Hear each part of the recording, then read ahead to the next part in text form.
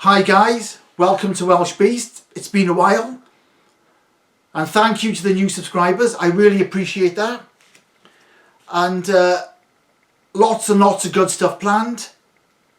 Lots of great videos and content coming. This is just the beginning. Now I just want to talk about the Wrexham Takeover news. The Wrexham Supporters Trust have voted to sell the club to Reynolds and Rob McElhenney. Was never in doubt, was it really? It was always going to happen. 98.6% of the members have voted yes, and only 26 voted against. 26 votes against. Now, it'll be interesting to find out what their concerns were and what their concerns are. Why have they objected to the takeover? Those 26 people do have a voice, an important voice. I've seen a comment on YouTube where one person calls it a disaster and the club has been sold out.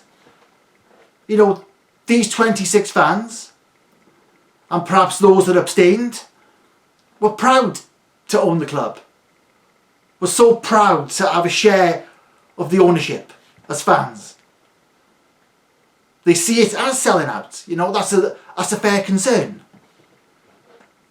They perhaps don't want Americans owning it.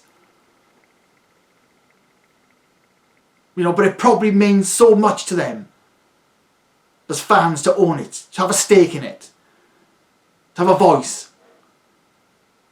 Well, as fans, you'll always have a voice. You'll never lose your voice. But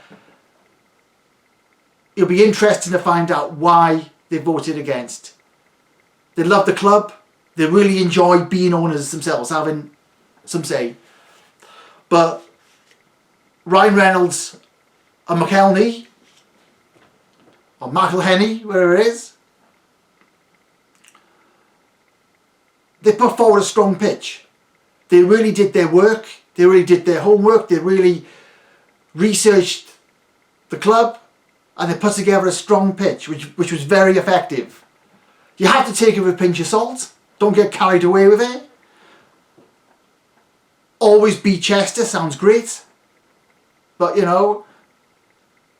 saying it 3 times, just be wary. They're trying to win you over. They're trying to win the fans over.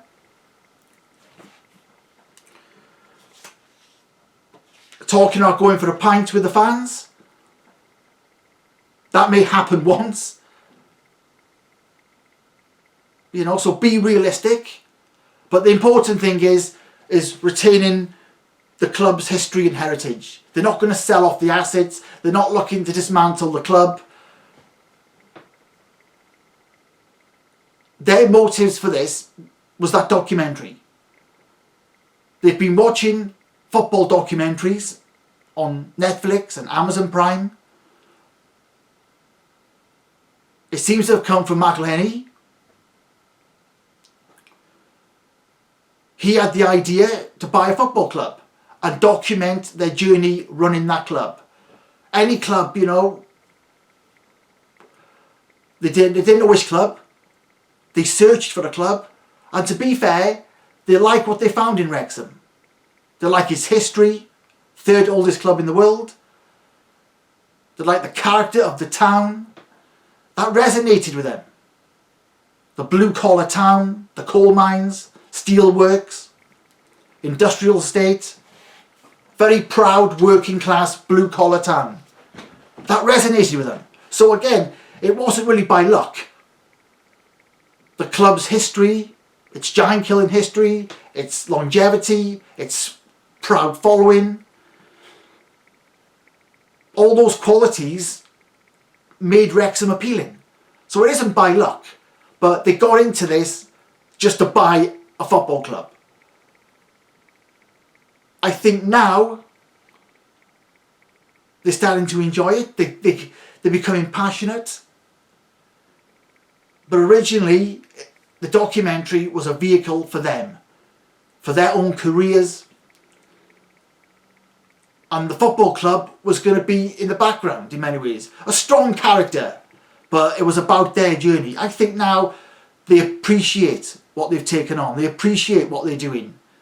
They appreciate what club they buy in. You know, they've done a lot of good work recently. £6,000 to charity. £6,000 to the disabled Wrexham fan. Donating gin to the local pubs. Promoting sponsors. Lots and lots of good work to appeal to the fans. But just be wary. You know, you don't want to get carried away. I mean, I've spoken to a trust member who voted yes, who thinks they're going to cock it up. You know, this documentary can be a good documentary with failure. Sometimes you need failure and tragedy. So it's going to be an interesting ride, an interesting journey, but just be sensible, just be level-headed. Enjoy the stuff off the pitch. Don't dream about promotion and trophies. Just appreciate the new investment, appreciate the new global exposure, the commercial revenue that's coming. I mean, the club shop is selling stuff all over the world. Orders from all over the world. We have Russell Crowe tweeting about Wrexham. John Cleese is in a Wrexham shirt. Lots and lots of astronauts getting involved. Lots and lots of people getting involved in this around the world. Not just in America and Canada. This has spiked interest everywhere. You enjoy the exposure. You enjoy the position you're in now. It won't last forever. It'll soon be yesterday's news. The sale has to be confirmed by the league, etc. That'll be breaking news. That'll be hot news. Then, when they finally come to the racecourse ground and visit Wrexham, that'll be hot news. But eventually, something else will happen. So this global exposure, just take it. Milk it for everything. Milk it dry. It should be, it's tens of millions in exposure. The commercial revenue should go through the roof. The exposure's gone through the roof.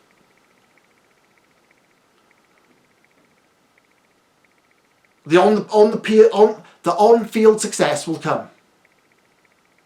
Or it might not come, but again, promotion and a cup run. But having the club financially stable is the priority.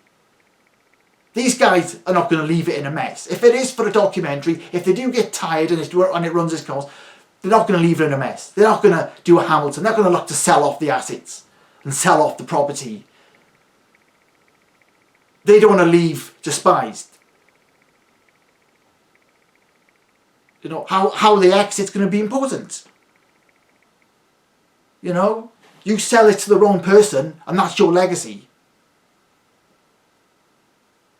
But that day will come. Right now, enjoy the journey. Milk it for every minute. What a shame that fans are not at the games right now.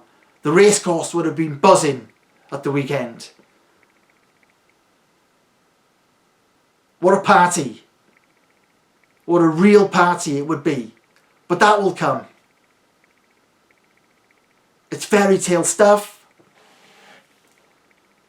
You know, it might not all work out. It all depends what your goals are. As fans, what are the ambitions? What do you want from it? What do you expect?